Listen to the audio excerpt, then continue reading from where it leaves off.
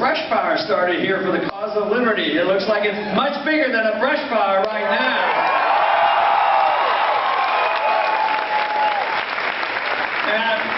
Thank you very much for that nice introduction. Before I start, I want to introduce my wife. I've been married to her, I think it's like 55 years.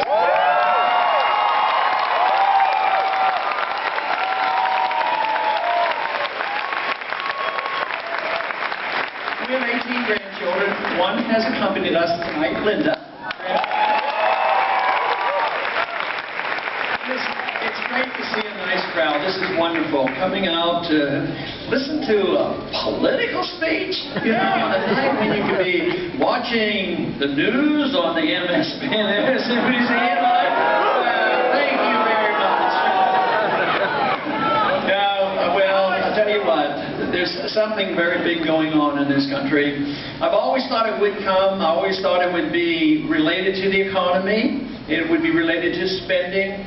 And deep down in my heart, when I first started in politics, I believed it would be related to the monetary issue. And I believe this is what's happening. I mean, I hear it in the crowds wherever I go. It's the first time in 100 years that the Federal Reserve has become a political issue. It should have been a political issue in 1913. It should have never been established.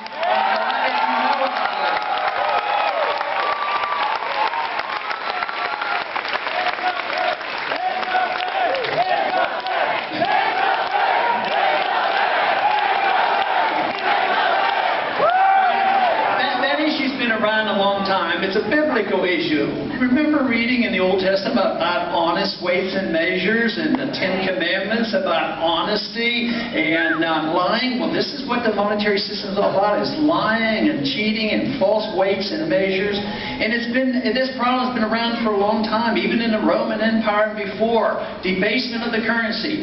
The stronger the government, the more control they have over the money. And control over the money means they want to create the money. They don't want the marketplace to create it. They don't want the people to be in charge of it.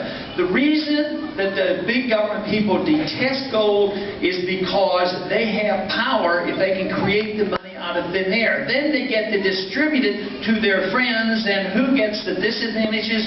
The people get the disadvantages. And when you destroy a currency, you destroy the middle class. That's what's happening in this country. That's why we have to address the subject of honest money.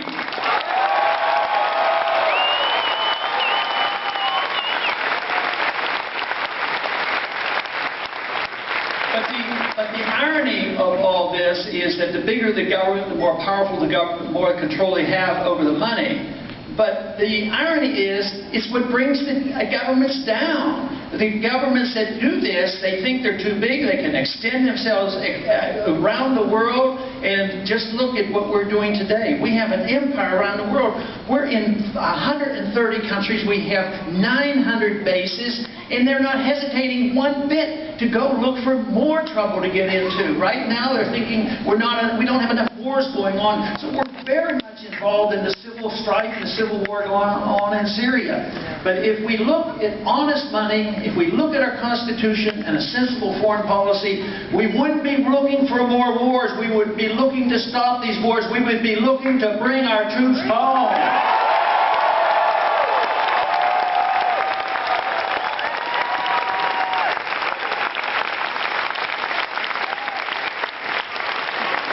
I always found it interesting in the debates. A lot of times they'll announce we'll have a debate, and they say, tonight we're going to talk about economics, and then they come up with economic issues, and the next time, or next week we'll have a debate on foreign policy.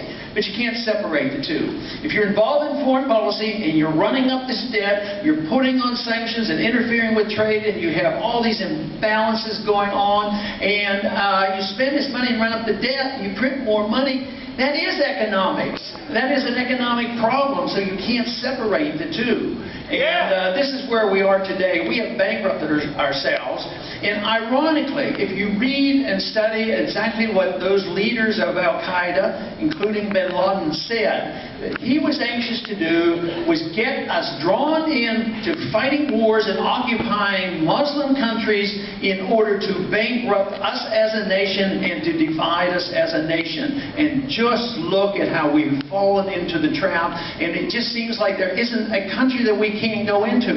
Now we have declared war against the world. Any place we suspect that anybody could exist that dislikes us, that we have to drop drone missiles on them and start killing people. And that is not what the founders taught. That is not what the Constitution says. That is not what was advised. The advice of the founders was that we try our best to talk to people. We try our best to trade with people. We try our best to be friends with people. If we need to fight with people, if we are attacked, there's a provision in the Constitution for that. The states weren't to take that subject and that responsibility upon themselves. It was to be the responsibility of the people to make the decision between the voting members of the Congress. If we have a true enemy, as we did in World War II, you declare the war and you win the war and you come home.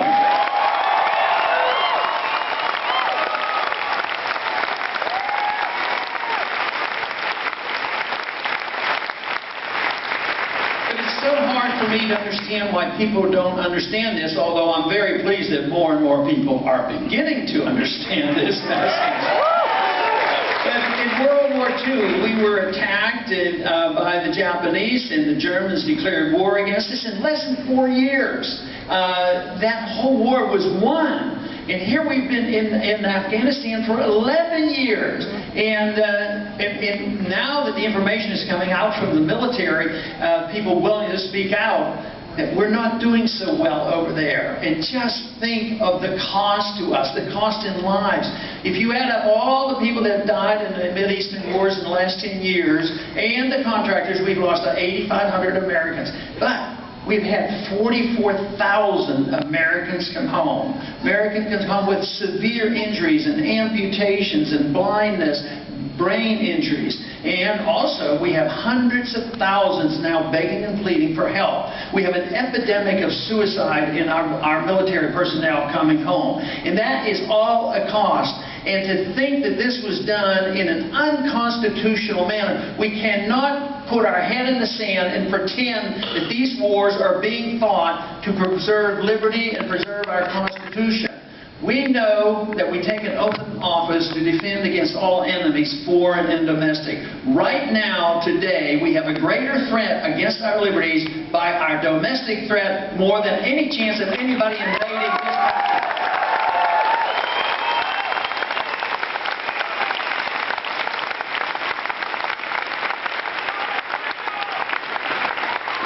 We were blessed to live in a great country, the richest country ever, the largest middle class ever, but it's not that way today. If we are honest with ourselves, we will say the middle class is shrinking, the country is poorer, the very productive jobs have gone overseas. We have a currency, although it is still being trusted by many in the world and accepting the dollar as a currency. We all know that the credit of this country has been downgraded, will be downgraded soon, and ultimately the market will do the downgrading, because eventually people will demand more dollars.